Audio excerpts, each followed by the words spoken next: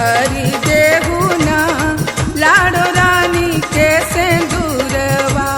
भरी देहु ना लाडो रानी के सिंदूरवा, भरी देहु ना लाडो रानी के सिंदूरवा।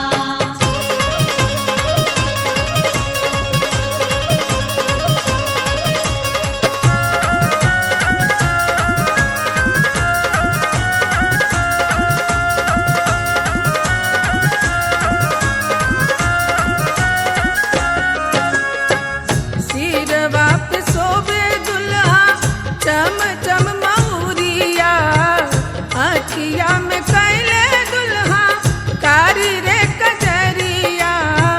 हाथवा में बनले दुल्हा, हाथवा में बनले दुल्हा आम के कंगनवा से हथवा शोभे हो, से हथवा शोभे हो दुल्हा लाली रे रुमलिया, से हथवा शोभे हो दुल्हा लाली रे रुमलिया। भरी देहु ना लाडो रानी के सिंदूरवा, भरी देहु ना लाडो रानी के सिंदूरवा।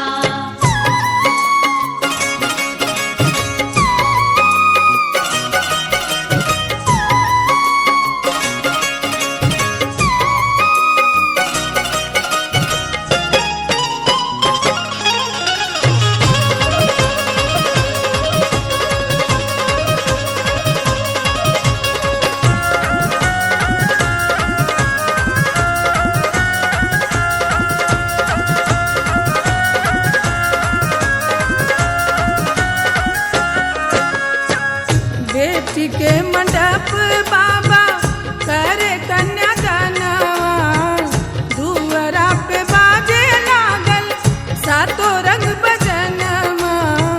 कुल परिवार सब, कुल परिवार सब तारा तारो धनवा से मंग भर हो, से मंग भर हो पाहुन कर से नुरदनवा, से मांग भर हो पाहुन कर से नुरदनवा।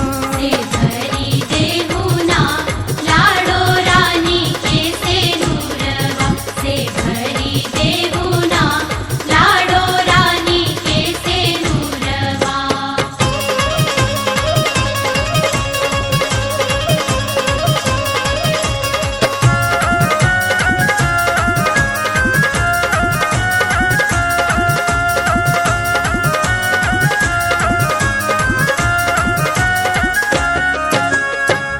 सखी सब मंगल गावे आइल शुभ बेरवा, दुल्हिन दुल्हा संगे कैली सात फेरवा। जुग जुग बनल रहे, जुग जुग बनल रहे बेटी के सुहागवा। से चली जइहे ना, से चली जइहे ना बेटी अपन ससुररिया, से चली